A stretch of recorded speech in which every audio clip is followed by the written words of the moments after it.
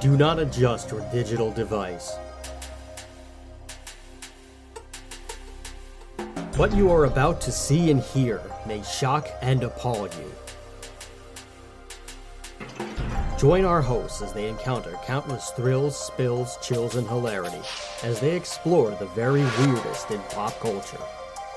The following media is so strange, so beyond the scope of what is normal, it will make you ask the question, why does this exist?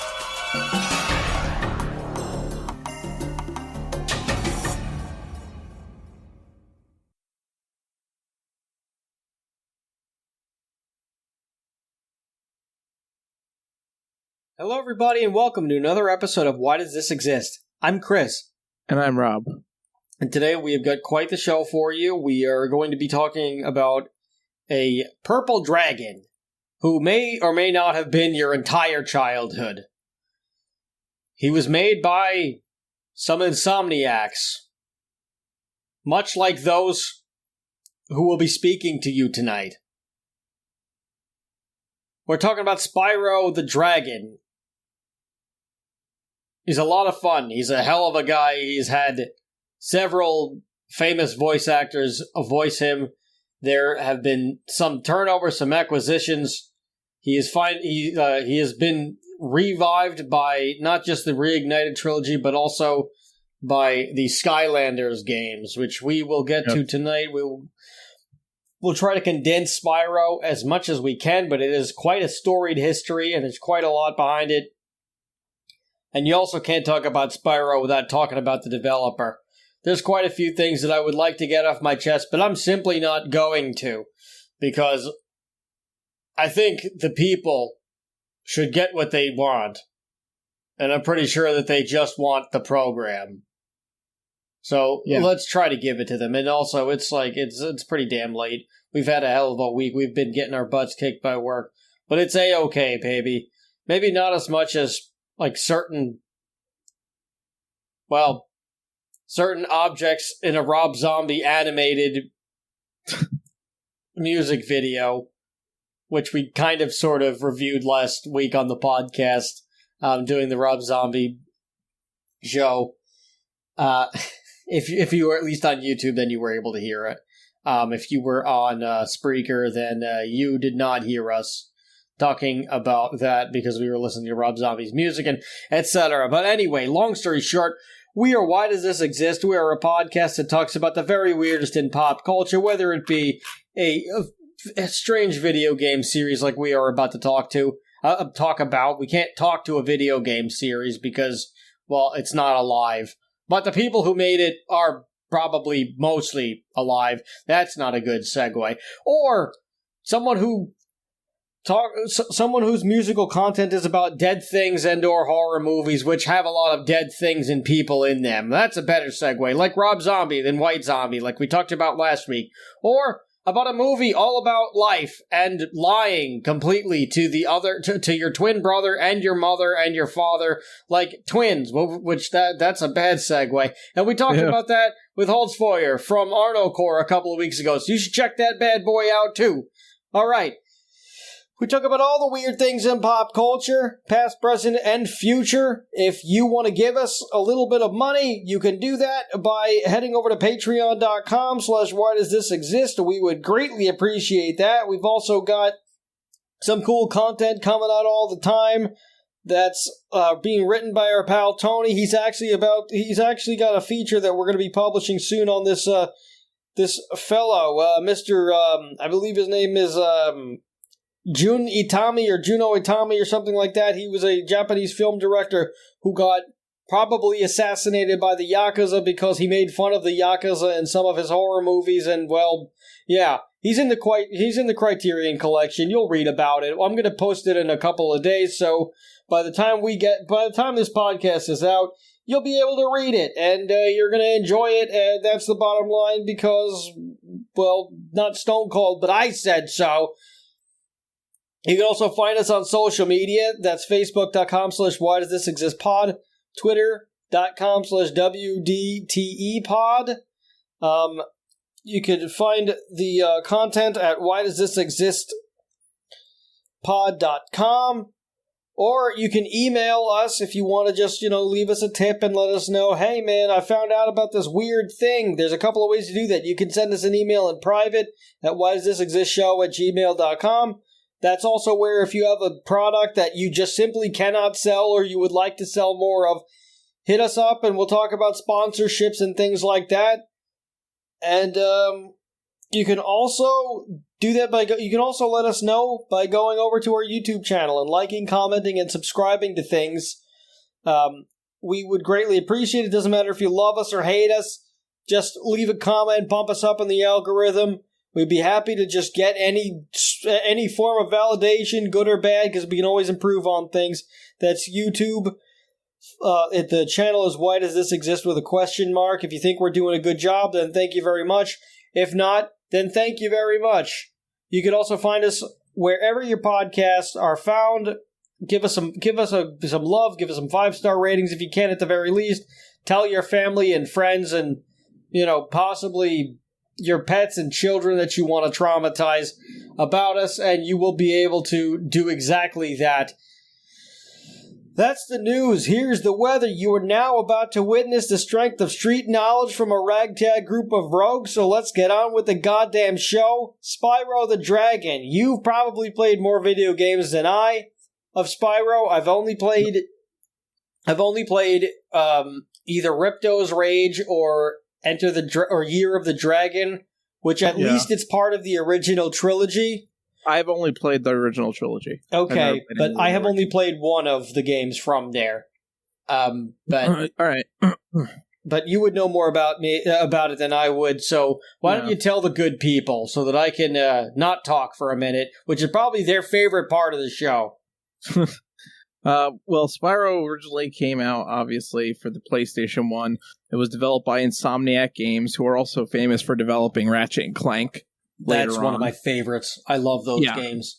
Game. And very clearly influenced by Spyro. Like, it's very clearly an Insomniac game. You could see the similarities there between Spyro and Ratchet. But anyway, Spyro, you play as, obviously, Spyro the Dragon, who's a teenage purple dragon.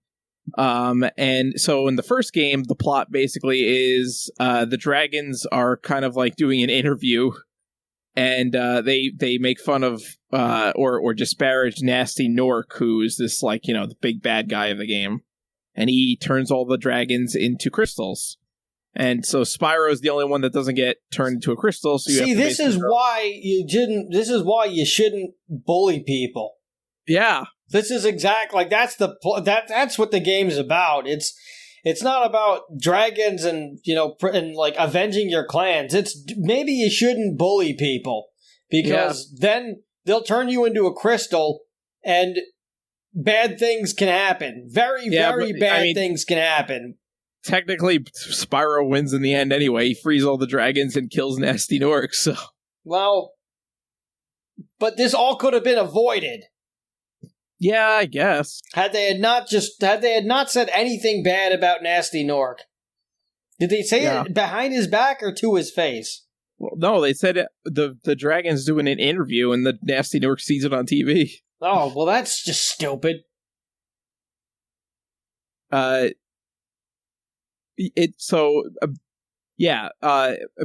Spyro goes around and gets all the dragons, and that's, then we had Spyro Ripto's Rage, which came out, let's see. The original game, it came out in 98. Ripto's Rage came out a year later. And Ripto's Rage is my personal favorite. I think it's the best one of the trilogy. Playing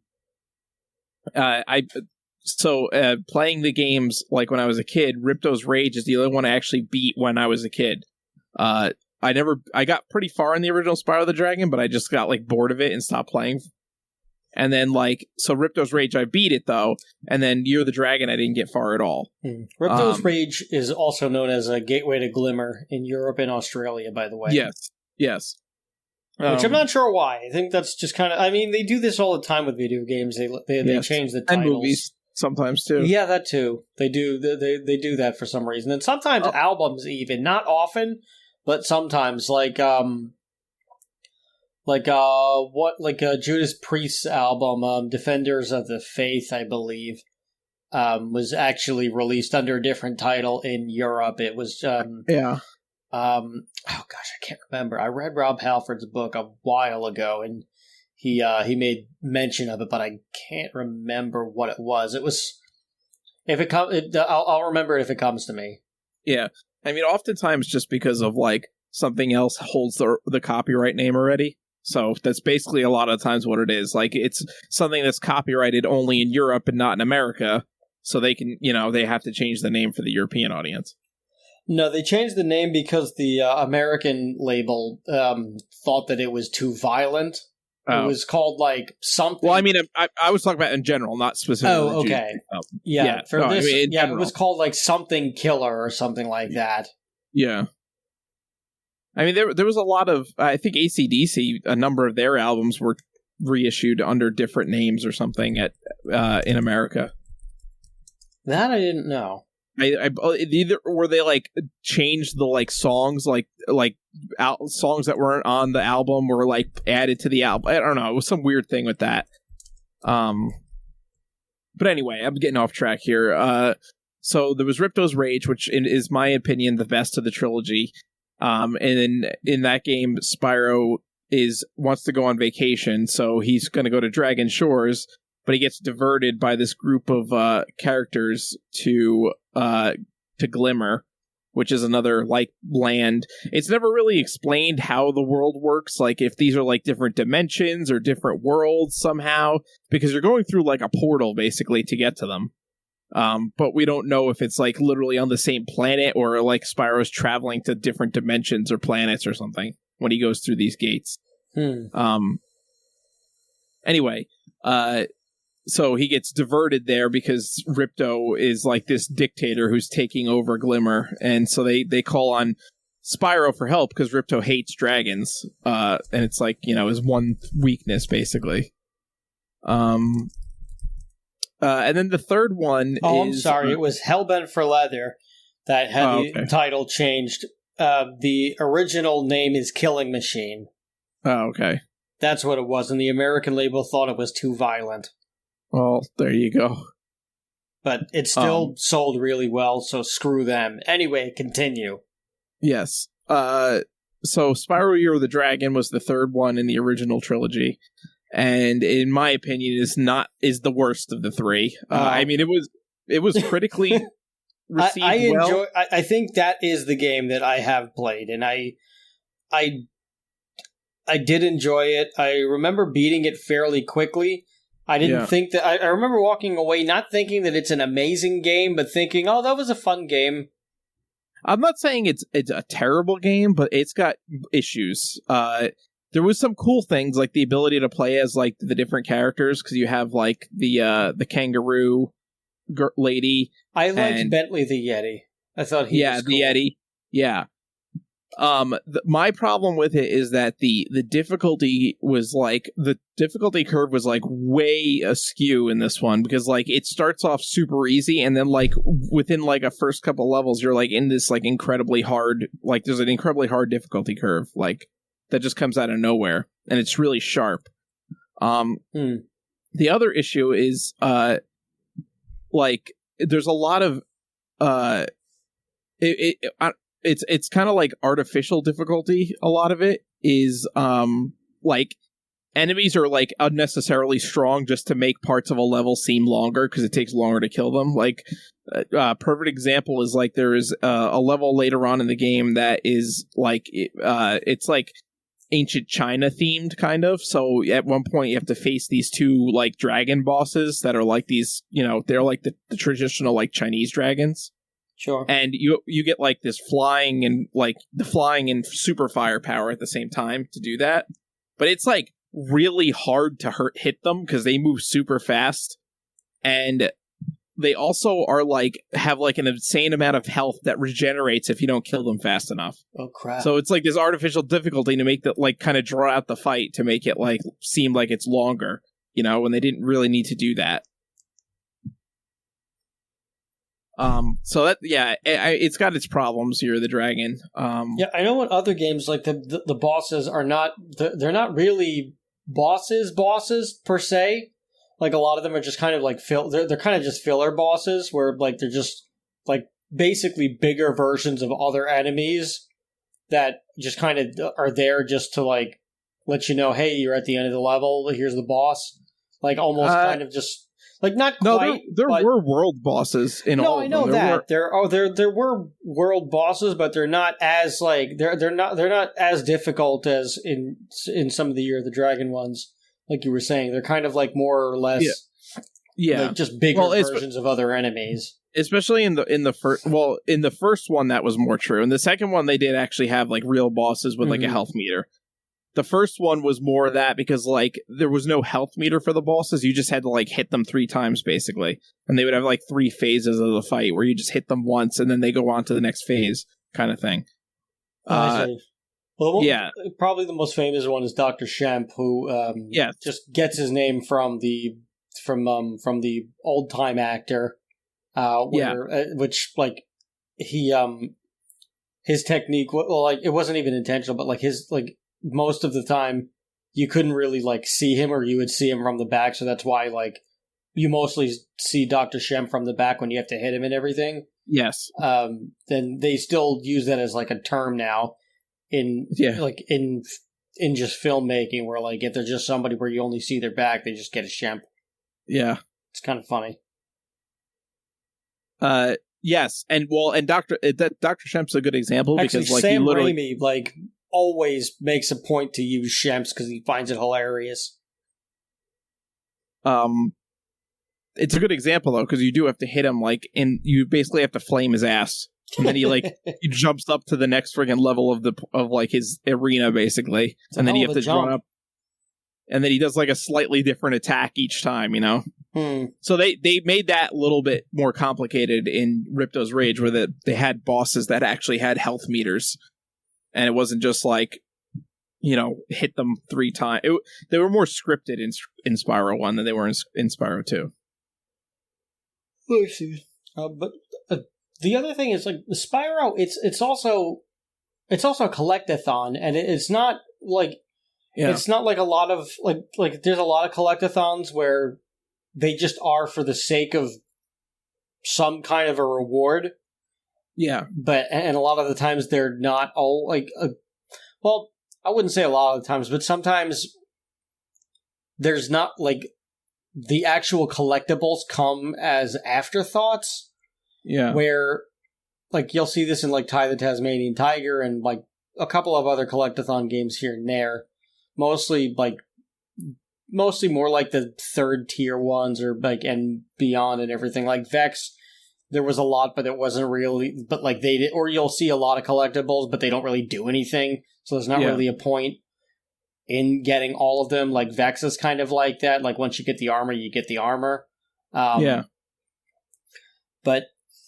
with Spyro, the game progresses according to the collectathons, and it gives you a good reason to do it. You also get a really cool reward, but also it doesn't make it too challenging. Like sometimes that like there's just enough collectibles, and it's also not too challenging where like you can't get it. And actually, once you like when you only have one left, the game basically guides you to that last collectible.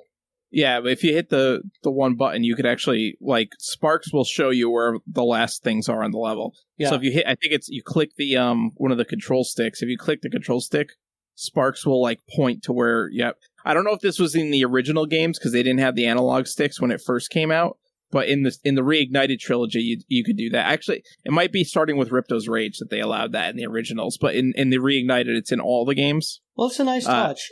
Sparks, by the way, for those who don't know, Sparks is Spyro's companion. He is he's a dragonfly, of course, and he's your guide, he's your buddy, he's your HUD or hub he's your guy. Health bar. Yeah, he's also your health bar, so he's quite the pal, and he's not a pain in the ass like Navi from the Legend of Zelda games and Tattle and whatever. He's not obnoxious. He's like this is a hub that actually. This is a guide who actually treats you with dignity and respect. Yeah. Like, he's a true pal. Yeah. Which Spyro actually wasn't supposed to be purple. There's a lot of interesting like factoids about Spyro, which I think which I think is really interesting. He wasn't, first of all, he wasn't supposed to be purple at all. He was actually supposed to be green originally, and his name was supposed to be Pete. Huh.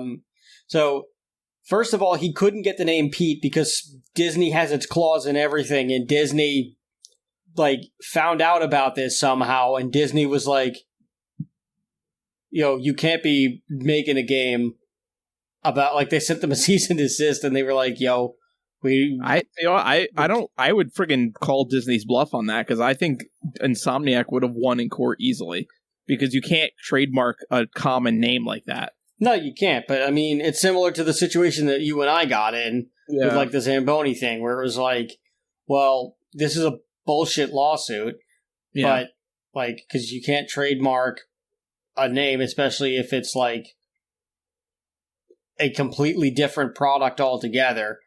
But, like, you have way more money than we do, so we're not going to attempt to do it. In that case, it's more likely because it's like an uncommon name and it's a last name that you could call, especially because it was like the Frank J. Zamboni company, Like, this is, you can't, like, Disney can't say, oh, we trademarked the name Pete, because, like, no, everything, like, it's like a million people named Pete. You can't, there's a billion people named Pete, probably. Right. You can't possibly do that. Right, yeah, because Disney had the movie Pete's Dragon that had come out. Oh, yeah. I don't know when Pete's Dragon came out, but I'm pretty sure it was not 1998. No. I'm pretty sure it was well before that, but I think it was, I want to say it was a 1993 movie, but anyway, Disney has the movie Pete's Dragon, so they're like, you can't be making a game or doing anything with a dragon name, like, you can't name the dragon Pete. Yeah. And on top of that, at the time, Spyro was going to be green, so, like, and Pete's Dragon is green, so they were like, no, you can't do that.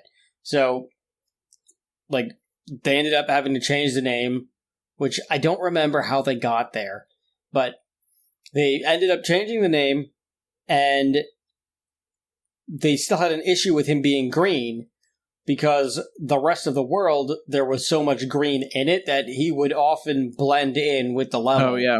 Yeah. So they were like, okay, we got to change these colors. So there's a bunch of different color palettes, which I believe in the Reignited trilogy, you can unlock them. Or you can, so, like, you could play as, like, a blue Spyro, for example, or whatever. Or it's actually green. In CTR. Ah, okay.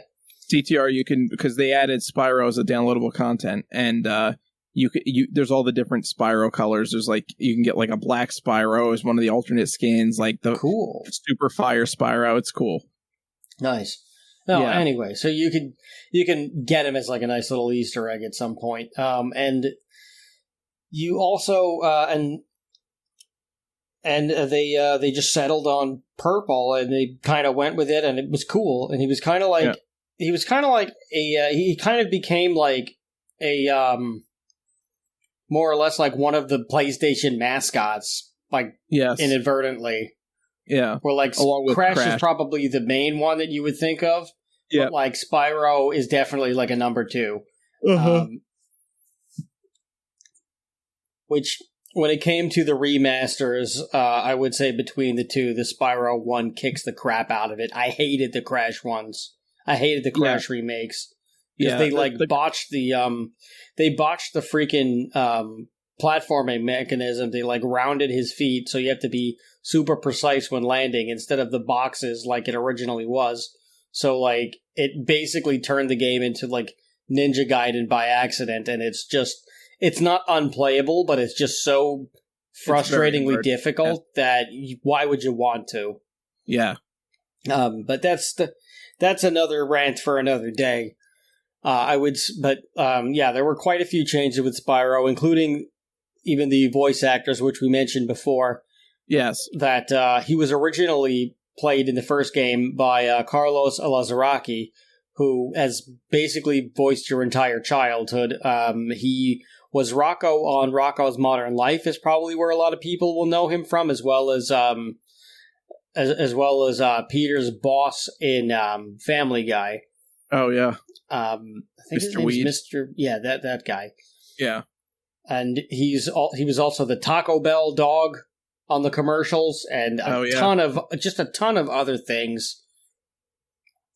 Very, very talented man. He's also one of the cops on Reno 911, and he's just you can't get enough of that guy. He's freaking awesome. Yeah. And he voiced him for the first game, there was like a complaint coming from when the developers were getting feedback on the game, and the thing that kept coming back was, well, we don't really like Spyro's voice. Like, he came off as like too much of a smart ass, and he was like too cocky, and we didn't really connect with that tone that much because he was too snarky or whatever. So instead of just like going, which this happens all the time with like voiceover stuff, like they'll just recast a role, it happens. But instead of just asking him, hey man, can you, for the next game, can you maybe try doing it a little somber? Okay, can you, not somber, but like, can you be a little bit softer? Can you be a little bit friendlier? Can you kind of, bring it up a notch a little bit and like bring certain things down a notch just to like kind of see what he could do? And instead of doing that, they just were like, all right, we'll just recast the role. So they end up giving it to Tom Kenny, who is another voice of a lot of people's childhoods. He is the voice of SpongeBob. So it's a million others. Yeah, so it's kind of funny how that ends up happening. But he has gone on to remain as the voice of Spyro, as far as I know. Yes, he is the voice of Spyro in the Reignited trilogy. I mean, Spyro was voiced by a number of other people in the later games that I've never played. Elijah Wood, of all people, actually voiced Spyro at one point. Yeah, along with Justin Long, the guy from the Apple commercials. Huh. And Matthew Mercer also. I don't know who Matthew Mercer is, but Matthew Mercer he's another big voice actor. He's most famous for doing probably like now the Critical Role D&D show on Twitch. Yeah, I don't watch that. Oh yeah, so it was like him and a bunch of voice actors came together to play D&D, but like also like fully voiced their characters. Oh, that's the thing where is that the other thing with Will Wheaton where they do the board game stuff? No. Okay, that's something else. Yeah, it's probably something else. I think that's. But yeah, so Tom Kenny is probably the most prolific Spyro voice actor because he was in the original games and he's also in the Reignited trilogy. And they've also got Clancy Brown too, and like just who also Clancy Brown was in it. Yeah, is Mr. Krabs. So like they've got quite a this game has quite a few childhoods wrapped up in it. Yeah. One of my favorite things about the Spyro games is that they're very close to like real dragon lore, which is really cool. Yes, they do take a lot of it. Yeah, like in the original game, like so one of the first enemies you encounter in the first, or not enemies, so to get health for sparks, you have to kill these animals basically. Like, and every like level, every world has a different like animal set. But in the first one, in the first world, the animals are sheep that you kill to get butterflies for sparks to eat, which is like hilarious because like, that was like always like the trope in dragon lore of like dragons like carrying away sheep to eat, basically. Right. I mean, it's a good source of something. Yeah. I guess fiber, right? Would it be good? Yeah. I guess it'd be high in fiber. And also, the fact that the dragons are, you collect gems, right? And dragons hoard gems, and treasure. So it's like, it's really off the box. Yeah. I also like that the dragons in Spyro are all actual dragons and not wyverns, because I think some games, Skyrim, get a little lazy and they put wyverns in instead of dragons, which I guess wyverns are a type of dragon, but it's nice to see like dragons. It's not the same. Yeah, exactly. It's nice to see 4 feet dragons, not like dragons that have fucking chicken wings, basically, for arms. So yeah, that's a cool thing about it. I also one of the biggest or the best things about them is the soundtrack, which in the original trilogy was actually done by Stuart Copeland, who's the drummer for the Police. Yes, that is that is my favorite fun fact of this game. Yeah. He also did music for several television series, including The Amanda Show, which you could really tell. Yeah, if you listen to the Amanda Show theme, it almost sounds like something out of Spyro. Huh. I'll have to listen to that again. Yeah, but the music is very good for the game. Stuart Copeland actually was given an early build of the game to play, so he could kind of like, make songs based on the levels. Yeah, he did. This was his first game too. Yes. And so he made songs based on each of the levels and like a different song, but ultimately they didn't like put it in the correct order. Like they just put the songs in where they wanted. They didn't use, the songs for the certain levels that he had corresponded them to, which is fine, I guess. I suppose. I mean, it's not always that a vision is going to get carried out, especially if there weren't instructions with them. Like if he just labeled the tracks as, track 1 and just said, hey, can you... Like assuming that they would just put that in level 1, then, maybe not. Or maybe he just called it level 1. Or there were, notes on the CD. Because, I don't know I don't know how he sent it to them. Because he probably, the internet was still, kind of primitive in 98 compared to what it is now.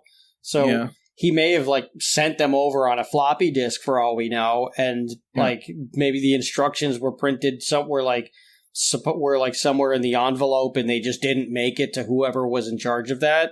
Yeah. Who knows, really? Yeah. But they, but it doesn't really matter because everything still works. Yeah. Where, it does. Yeah. The songs are, really, upbeat and they just match perfectly with the, tone of Spyro. It's very, whimsical and, very lore centered, which is cool. It's very fairy tale-ish, I guess you could say. Right. Plus, Stuart Copeland also has said that he loved making the music for this game, and he also really enjoyed just being able to play the game because he was like, I would play with my children. So this was something for us to do. This was almost like going back to. This is almost like, a day where we could just play board games or just kind of hang out or whatever. And now this was something else that we could do together. So it was a great way for me to bond with my children too. Yeah. Yeah. So it got Stu's seal of approval. Yeah. I actually listened to one of Stuart Copeland's solo albums jazz fusion record, basically. And it was literally just listening to Spyro music, except with fucking real instruments, in jazz instruments, basically. Cool. Which album? Cool. I don't remember it was a while ago. Ah, okay. But it was funny. It was he clearly has a style that's in all of the tracks that he makes. Well, everybody's got a style. Yeah. That's cool. I'll have to check it out. Yeah. But I mean, just and like I said, his music just matches the tone of Spyro perfectly, so it's awesome. I actually really like they did a really good job with it on the Reignited trilogy. They remastered the whole soundtrack. Actually, I think they re-recorded the whole soundtrack. Oh wow!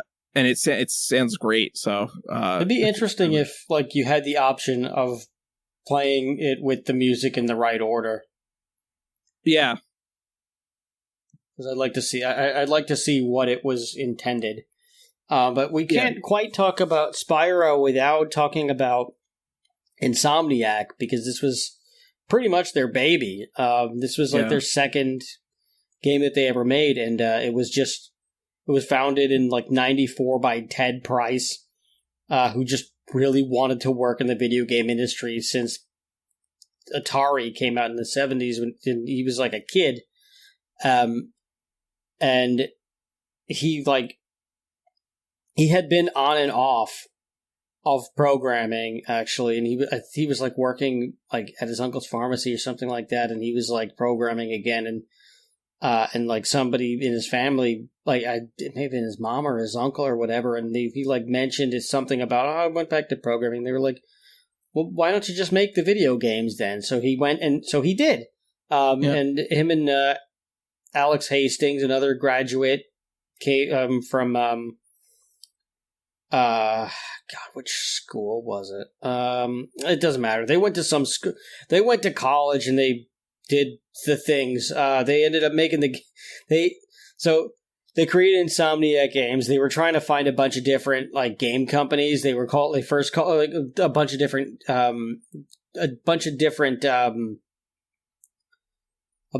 names. Like first it was Extreme Software, but then another company had the same name, so they like sent them a cease and desist too.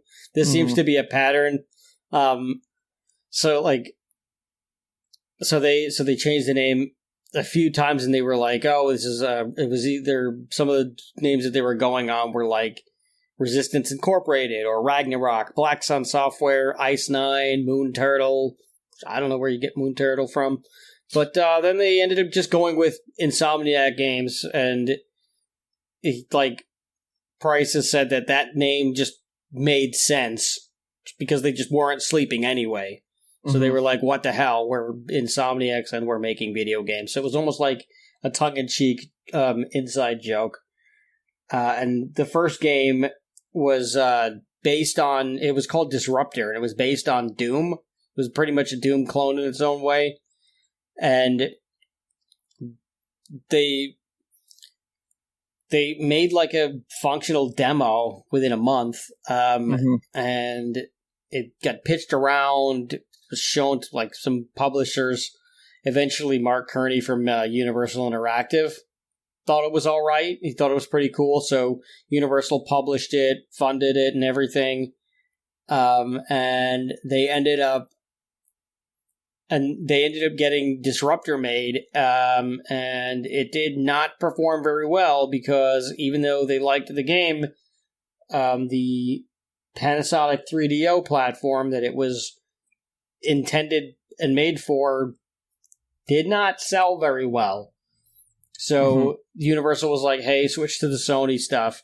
So like they were trying to boost the game, so they ported it over to the PlayStation, and they converted it and did what they had to do, and it like released, and it like people liked it. They called it the Dark Horse of the Year, like gaming publications. Even John Romero, who founded Doom, thought that it was really cool. Yeah. And it just, like, for whatever reason, it just didn't work out because it didn't have a lot of advertisement. It had barely any marketing. So, like, it doesn't matter if it's a great game. If nobody knows that the game exists, then it's doomed to fail. So it eventually did, and this almost killed the company. Yeah. So Universal was like, "Okay, you got a bad hand. We'll let you do another game." So they were like, "Okay, well, we're not going to do it. We're not going to do a second Disruptor game. Then we're going to do something different." And they did, and they went with Spyro. They wanted to appeal to like kids and teenagers. And they did, and they were like, okay, well, Disruptor was too violent, so let's do something like Super Mario 64, or some other cool platform, or like Banjo-Kazooie, or something like that. And they kind of, and like that guy, Mark Kearney, was like, hey, you should have a mascot, or something like that, or like, you know, some cute little guy, or whatever. And then Craig Stitt, who was one of the Disruptor environment artists, just was like, hey, what about dragons? And then that's kind of where they decided on getting Spyro, and obviously they went and changed the name. Spyro obviously has the word pyro in it, and they just put an S there. I can't remember why. I had watched this the other day. I think it was a Did You Know Gaming, and they had something on it, but I don't remember why. I don't remember why it was just Spyro and not Pyro the Dragon. I think it was pitched as Pyro, but they decided not to, for the better, obviously. Yeah. And, that's the long and short of it. And Spyro did well. People loved it, and it's awesome. And eventually they made Ratchet and Clank, which was, again, awesome. Yes. And they've gone on to make a ton of other games.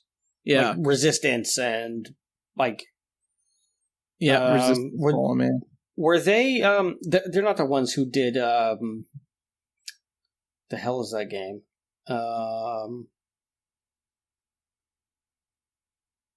Uncharted, is that them? No, that's Naughty Dog. That's right. That's the Crash game. Yeah, exactly. Yeah, that was the other big developer at Sony in the 90s was Naughty Dog. Okay, yeah, but long story short, that is Insomniac Games in a nutshell, and they eventually, Spyro eventually was sold off to other developers, where other games were and that's made, when we got the not good Spyro games that no one really played. Yeah, we got it's a lot of handheld games. Yeah, and came out. Also, at that point, it became not a PlayStation exclusive anymore, and I think they put them on there was a Spyro game for GameCube, and Enter the Dragonfly is a colossal flop. Actually, a lot of people call it the worst game in the series. Yes, but yeah, they made a ton of them. They made a Season of Ice for the Game Boy Advance, the Season of Flame to, as a sequel to that. Enter the Dragonfly, like we just said. Attack of the Rhinox or Spyro Adventure in Europe. That's Digital Eclipse were the ones that had developed those several games, and they were not good. Cortex Conspiracy, they tried to do a crossover between Crash and Spyro, which before CTR even. Yeah, which it's a good it's a good idea on paper, but I feel there wasn't really a vision there. It was just hey, let's just mash these two things together.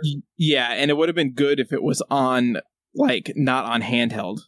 Yeah, that too. It made no sense to do it that way. Yeah.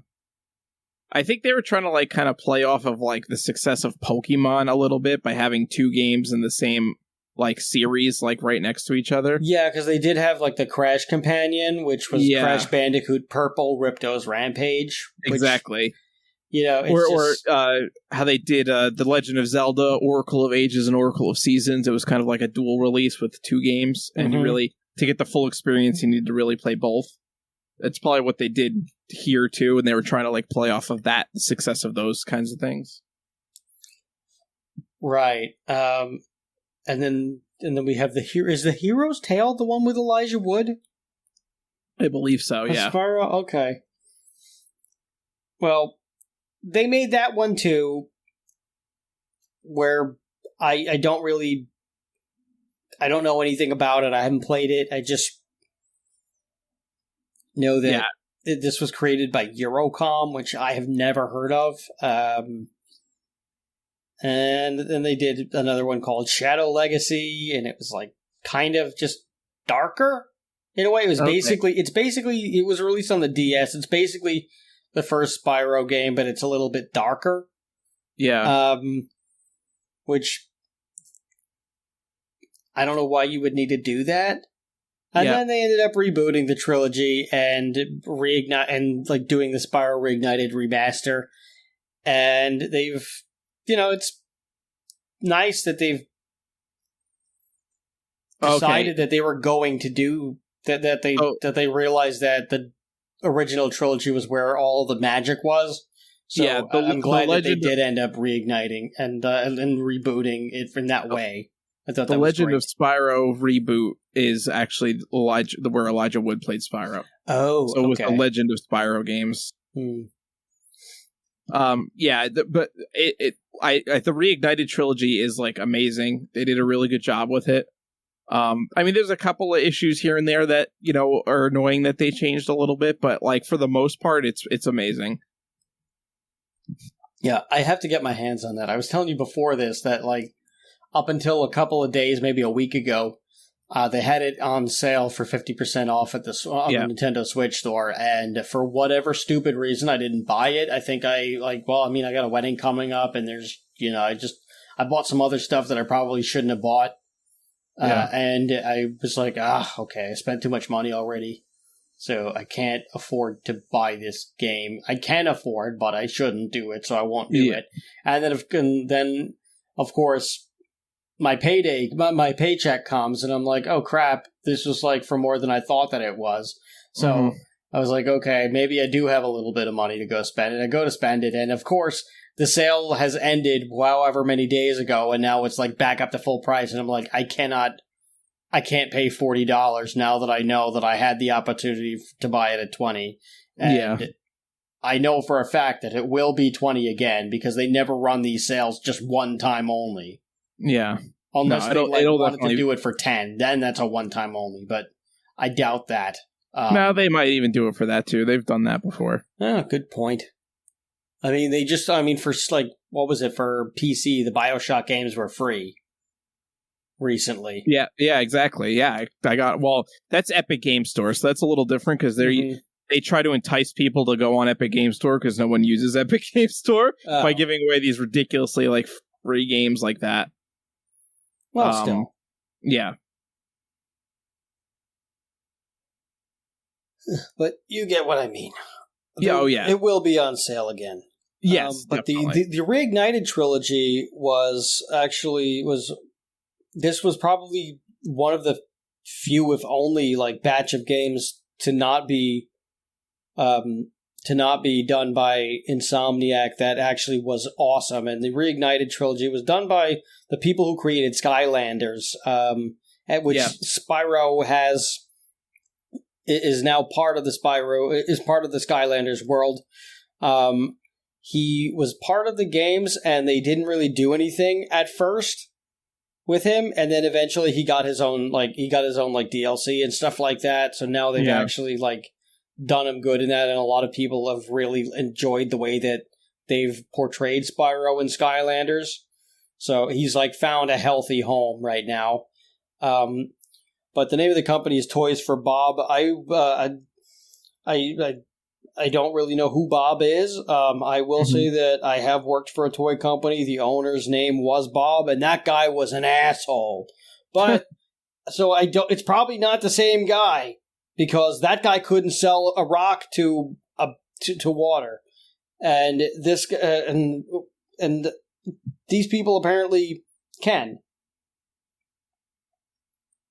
Couldn't sell a rock to a mountain would be the proper analogy. I just thought of it. I'm not smart. I'm also tired. But anyway, Spyro has made appearances in various other games, whether it was Skylander, some of the Crash games, Crash Team Racing, or Nitro Kart. Yes. He made a cameo. The newest one. That's the CTR, the remastered one. Yes. That just came out a few years ago. Yes. And he was downloadable content. Actually, and Spyro's level in that game, his track is actually really cool. It's one of my favorite tracks. Yeah. It actually, like, captures Spyro perfectly. Like, first of all, like, instead of the crates full of Wumpa fruit, it is it's treasure chests, and you get, like, gems. Nice. Yeah. Awesome. And and you basically, it's like a tour of, like, the world of Spyro, basically. You go through, like, portals and go to all the different, like, little areas. It's cool. It's a cool track. Nice. I like that. Yeah. Also, there have been some Spyro games that got canceled, too. Like, there was one called Spyro Ever After, which was going to be an educational game where he meets, like, various fairy tales. So basically, like, Shrek, but with Spyro, basically. And, like, I mean, he would even meet Puss in Boots, but it never got past the storyboard, and they were like, no, this is actually really a stupid idea, so let's just get rid of it altogether. And also, I mean, I would like to see Spyro asking people what they're doing in his swamp, but I also don't understand why he would be in a swamp, so... Yeah, no. There was another one called... It was like a James Bond parody thing called Agent 9. I don't even know why Spyro would even be in this. Well, Agent 9 was the monkey from Spyro Year of the Dragon that was basically supposed to be like a secret agent, kind of. Yeah, I get that, but like, that's kind of lame too. Like, I don't know. Well, yeah. I don't think there was like enough to like have it there. Like, maybe. I mean, I guess if they were going to do something, like, it would be good to do like an agent not like if they did. Like, if for Reignited they made DLC and like part of the DLC was like, it was like an Agent 9 bonus, like, campaign or something like that. Yeah. But not like, I can't see people buying a full-fledged Agent 9 game. Yeah. I mean, it depends on how it would have ended up, like how good it would have been. It could have been like another like character, like that, would have been like almost like a Ratchet and Clank kind of thing. But I guess it wasn't made by Insomniac They did do Ratchet Deadlocked and Secret Agent Clank, but like but like by then you already had like 3 other games that fully developed the characters and like had people fall in love with them. You can't really do that with like where it's just one game kind of and the characters. Character. Yeah, and he's like one of several side characters. I mean, if they like at best, they would have had to do something with all of the side characters. Yeah, in order to really push him, or even just like a spin-off with Hunter would have made more sense. Probably. Hunter was a more popular side character, and he was in more than one game.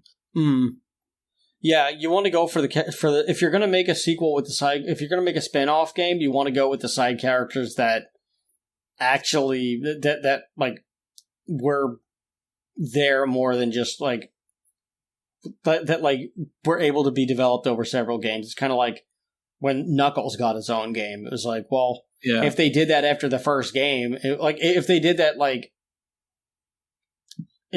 that without really like knowing that there was a legitimate following for Knuckles, then it would have just been a dumb idea and it wouldn't have worked.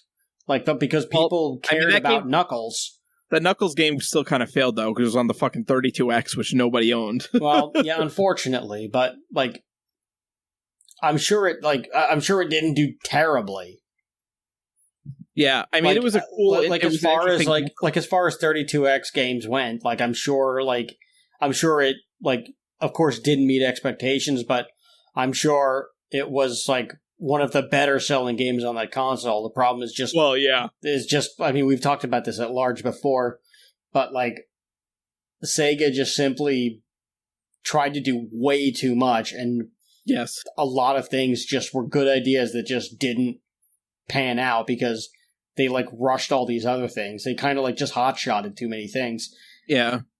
So like that was really Sega's big issue. We won't get into that again. I think we've talked about that before, obviously, on the Sega CD episode and probably others. Yeah. So I mean, if you want to find out more about that, you could go and like watch or listen to that episode wherever you are in digital media device land. But the other canceled game was Digital Eclipse, this studio that has made the worst games, apparently, or some of the worst games, and the handhelds. They tried to rework the Agent 9 game into a regular Spyro the Dragon game that was going to be in a big desert, and that also did not. They also just did not get that off the ground. They were, not because he's a dragon and they neutered him, but because they just didn't have any good ideas, it seems. Yeah.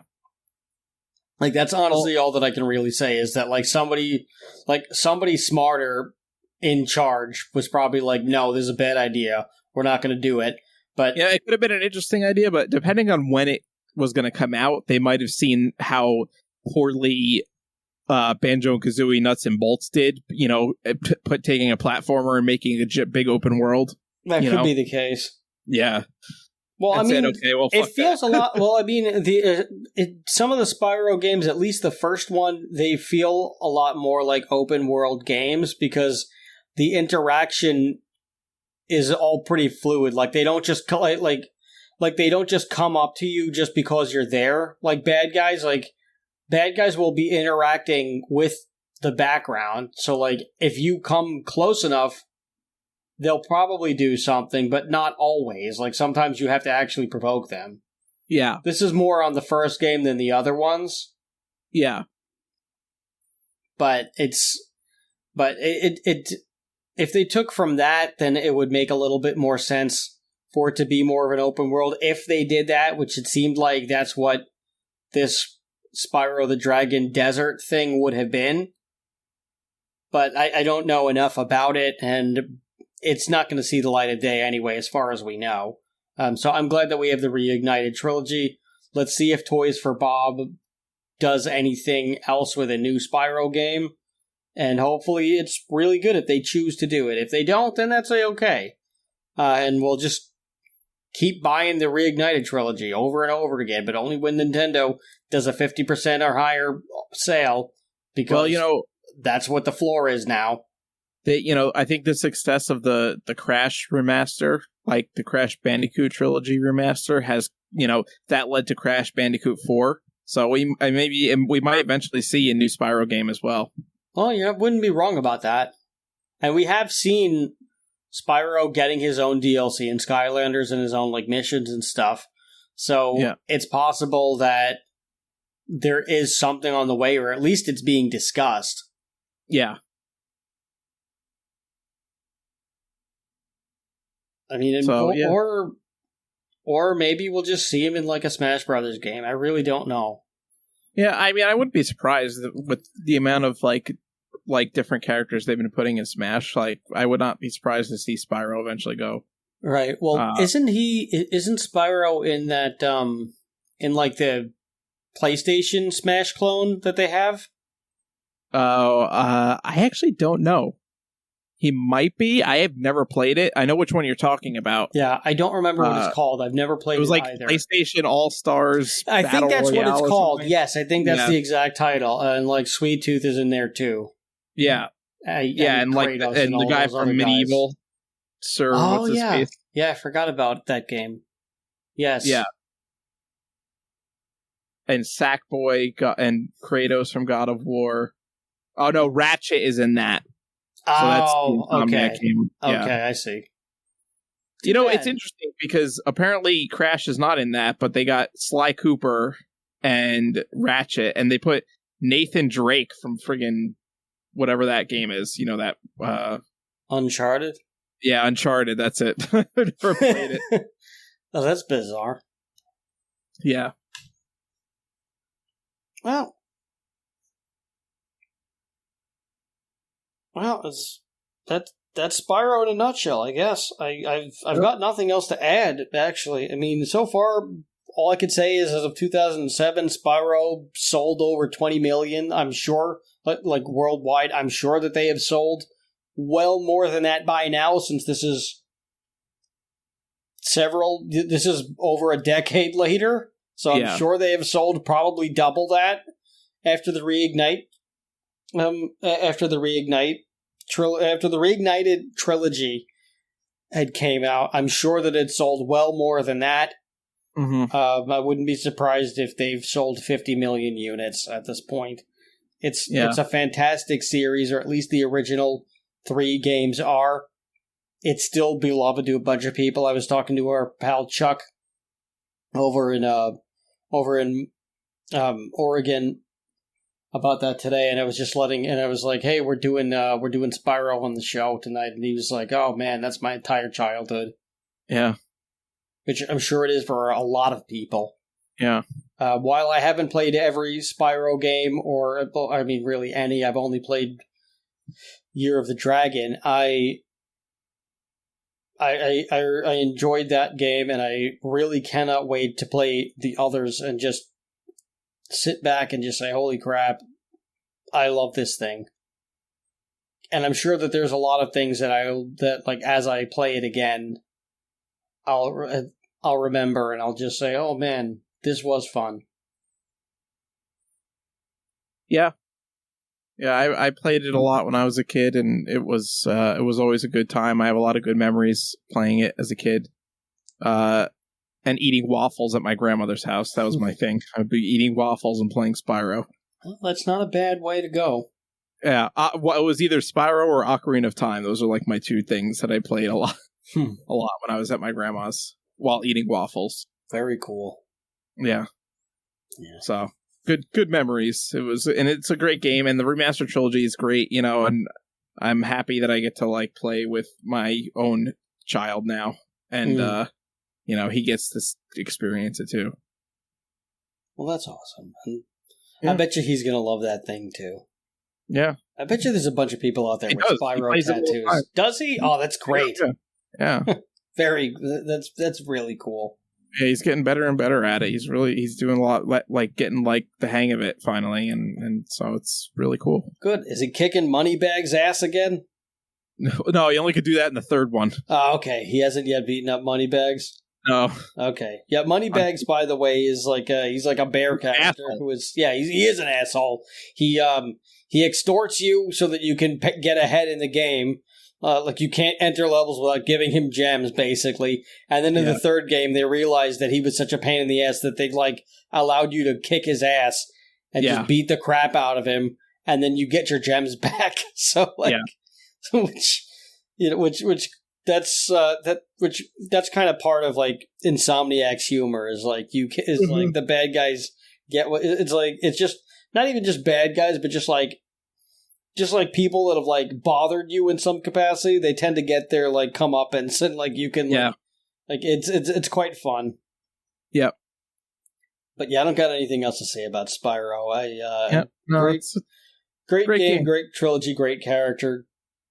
Cannot wait to see if they do anything else. Glad that Toys for Bob is doing something right after so many others have done wrong for a bit too long. So I'm actually really glad that they're doing the right thing, and hopefully we see another Spyro game. If not, then he'll just keep popping up in other properties, and it'll just be like, hey, nice to see you, like Spyro just checking in on you. Yeah. All right. I think that about does it. Yeah. Yeah. All right. Well, thank you, everybody in digital media device land who has come over to Why Does This Exist to check us out. If you would so kindly subscribe, like, comment, wherever you're listening to this, give us 5 stars, or be a gentleman and lady and just send it and hop on over to patreon.com/whydoesthisexist and give us $1. You'll get into the Discord. If you don't do that, that's okay too, but if you could support us in any capacity, that would be friggin' awesome, and we greatly appreciate it. And, thanks for stopping in, checking in, listening to our stuff every week, every other week, whatever the case may be. We really appreciate you, and it's been a ball, and we can't wait to keep doing more of these. Yeah. All right. Join us next week when we do something else. Yay. Or the week before. I don't know what we're doing. Same bat time, same bat channel. Sure. This has been Why Does This Exist? I've been Chris. And I've been Rob. I remember, question everything. Good night.